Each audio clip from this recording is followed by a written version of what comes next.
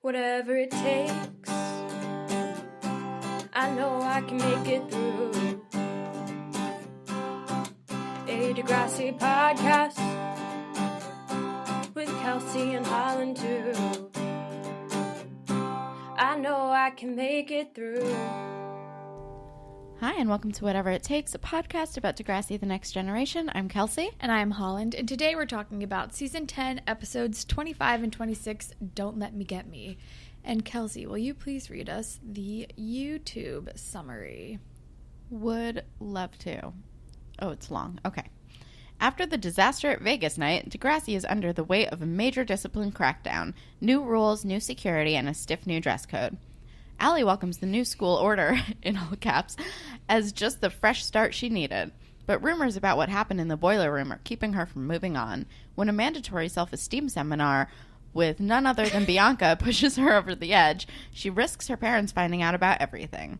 Jenna's keeping her head down, hiding her pregnancy, and trying to make some headway on Next Teen Star. She's relying on a big win to make her life as a single mom easy, but good old-fashioned musical talent doesn't seem to be cutting it.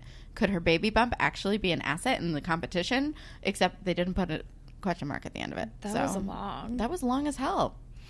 I don't know. Holland, can you talk to me about Don't Let Me Get Me? Because the best Pink song, you because mean? Can we talk about, like, in your old apartment, we once got a little bit drunk and just sat on your bed, like, singing this entire album to each other, especially this song. I think we played this song like 2 or 3 times. This song is the best one. So Don't Let Me Get Me is a 2001 song by Pink from her Misunderstood album. Arguably best Pink album ever. Best Pink album. My favorite one, anyway. I was obsessed with this album in This 2001. reminds me of a very specific time in my life. Yep. And it got me through some hard times. But yeah, so Don't Let Me Get Me. I used to listen to this album on my On my Walkman. Yeah, on my repeat. On my Discman, just in the backseat of my mom's car. While I would read Archie comics that I would get at the grocery store. Like those Archie Digest. Yes, ones. I am familiar. Yep, just used to listen to it in the back of my mom's car, just really angsty. It's perfect. So This and Avril Lavigne's Let Go. oh my god. Oh my god. For this episode, I guess it makes sense with Allie's shit. She's like, I'm a hazard to myself. Because is it at the end of this one where she's like, I'm going to an all-girls school? Yeah, it is this one. Yeah. So sure, I guess it works. I mean, but not as angsty as the song. No, not at all. Nobody hates themselves. I feel like Allie's not in a great place. Definitely not. She makes a lot of weird and misguided decisions in this episode. Yeah. But that's also kind of her whole thing. It truly is. Is it weird if we get right into fashion? Because all of my notes in the beginning are fashion. No, because we have uniforms now. We have uniforms. Which took me, halfway through part 1, I think I finally got it down that each grade wears a different colored polo. Do they, though? Yes. Because Fiona's inexplicably wearing pink while Holly J is wearing blue. Is she? Yeah. Oh, I don't remember that. It might have been the next episode. Is Fiona a junior? No, she can't be. No. Are Declan and Fiona twins? Did we discuss this? Yeah, we did. They're twins. She's 2 minutes younger or something. Right. But doesn't Fiona stay way longer? Did she get held back? I don't know. The timeline is forever unclear. The timeline is weird. Maybe Fiona got held back because I know she's on here longer. So maybe that's But what's no one else happening. is wearing pink. I don't know. Is she wearing pink the red polos are a weird color because I originally thought Drew was wearing a pink polo and I'm like, he's not conforming to the dress code, but then I realized it was red because I think grade 9 is yellow because we never see anybody wearing yellow, but we see background people wearing yellow. And grade 10 is purple. Grade 10 is purple, grade 11 is red, and grade 12 is blue, which I think they have the best deal because the other ones are all weird.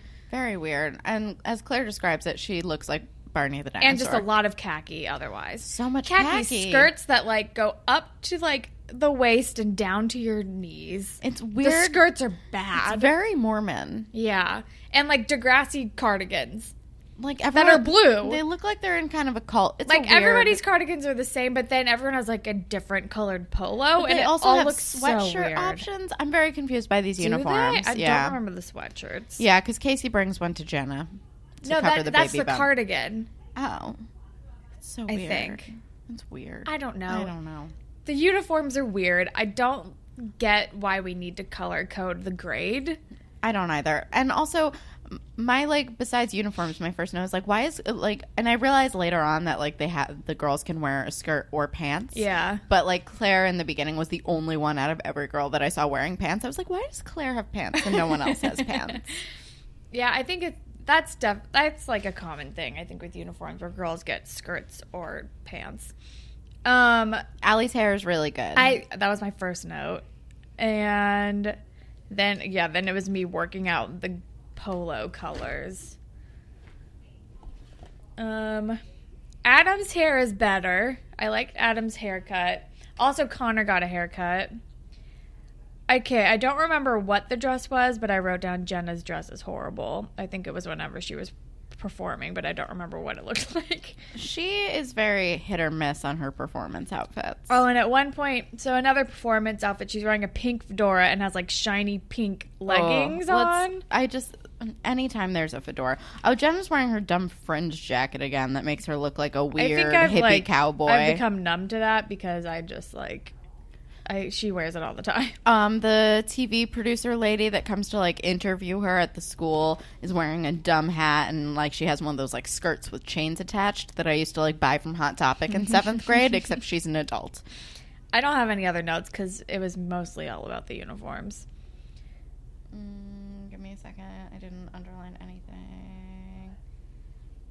One of Jenna's next Teen Star outfits is good. I can't remember which one, but I felt like it needed mentioning because I hate almost everything she wears all the time forever. Bianca has great hair. Because one of my notes is Bianca's a shit stirrer with very good hair. I as much as I hate the uniforms, Claire has the high-waist skirt, like, with her shirt tucked in, and it's a really good look for her for some reason. Jesus, sorry. This is why I underline. Jenna's hair is really good.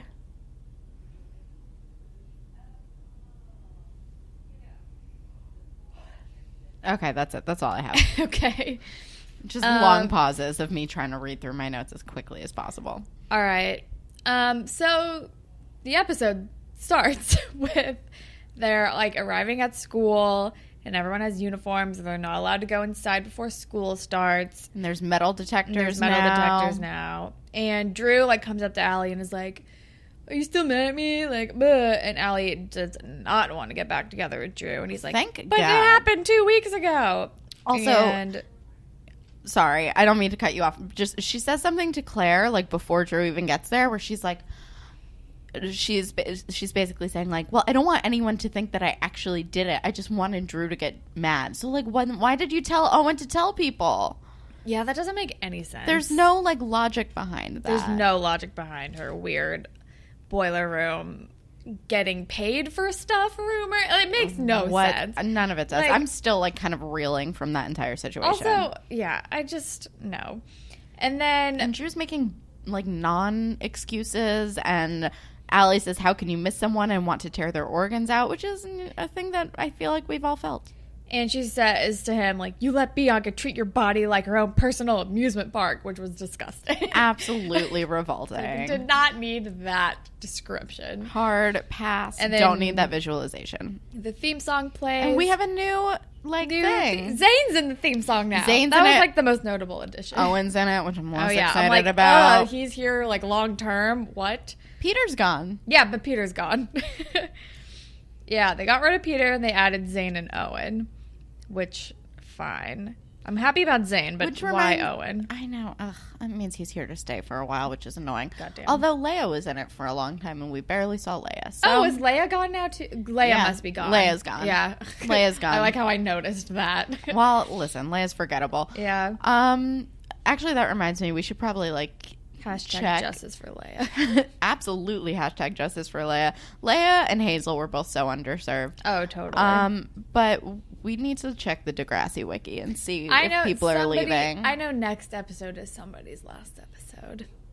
It's Declan's last episode. Yeah, next it episode. is. That makes sense. But yeah, I usually do check before we record. You're so much better than I am. So, and I usually just check even like to see what the episodes are going to be about before I watch them to make sure I'm watching the right ones. But yeah, then Sav and Holly J are like all sorry and sad about and reading the new rules on like the morning announcements. And Sav says to Mr. Simpson, "It won't happen again. At least not at school." Oh my God, Sav. I was like, Sav, chill out. And then we learned that your photo ID has to be displayed at all times, which is weird. And you're not allowed to have PDA at school, which is probably for the best. Let's be real. Absolutely Nobody for the wants best. to see that. Also, Mr. Simpson is like, "You're lucky I didn't cancel student council." Is that even a thing you can do? I don't know. But he cancels a lot of other shit, which we learn in the next episode. In the next episode, which I still feel like, I have a lot of feelings on that. Yeah, we'll discuss it. Stupid. Okay, so then Allie is like, "I want to reinvent myself," and she decides to like try out for the Science Olympics because she needs to like revamp her image or something. Yep. And Claire is trying not to be into Eli anymore, basically. She's like, he fucked up and whatever. I'm not going to love him anymore, which we all know.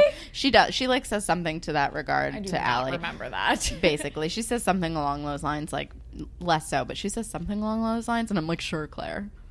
Okay, I did not pick up on that because I don't think that happens at all in this episode. It does not, but she's talking about how he's suspended. And oh, yeah, he's suspended. He's suspended. So he's and not in this episode. Yeah, and Allie's like, "You're just going to, like, jump right back in." And she's like, "Whatever, I'm mad at him." It's like, okay.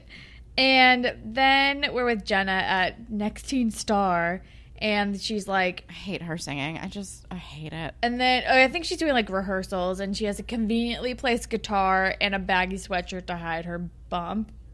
Very obvious bump. And then this other girl who's like competing goes up after her and is like, I've been working night and day to build my brand. I have like 30,000 Twitter followers who are going to vote for me.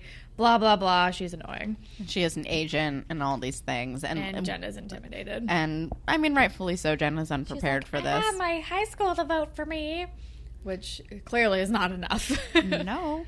But yeah, this girl is like, we're obviously meant to hate her, but also I'm like, honestly, I mean, she's doing the work. I respect her fucking hustle. Like, I get that she sucks and she's a bitch, but like, hustle, man. You're on Next Teen Star. You gotta fucking pull out all the stops, Jenna. Exactly. You can't get by on just your voice alone. Especially since it's not that great. And you're boring. You're so boring. Even pregnant, you're boring. Which is evident by the results at the end of this episode. Yep. But then we're at Science Olympics. What is it? Yeah. Also, vote for Jenna is on the like marquee outside the school. So like, despite how prisony the school is, the marquee is still like a free for all. But we're at the Science Olympics club or whatever with Adam, Connor, and Wesley. And Allie walks in and is like, "I know my shit. I know all the science. You're my new science squad." I don't know. Whatever. She's a science genius. Which is and not surprising because her dad is kind of intense. And I kind of love her being on Science Olympics. Me too. I wanted this to stick. And then not so much. She comes back, right? She definitely comes back. Okay. She has to. This is not her last episode. It cannot be. I just wanted to make sure. I was nervous. And then we are with Jenna and the camera team lady person at like in front of the school. Oh wait, also with just like still on the science thing, I just wanted to say that like I expected every single person on that team to be on the team, but Adam was a surprise. And also I wrote down this team is squad goals. I love the Science Olympics team. Like, it's great. if I was better at science, would join the Science Olympics, but mostly would just hang out with the Science Olympics.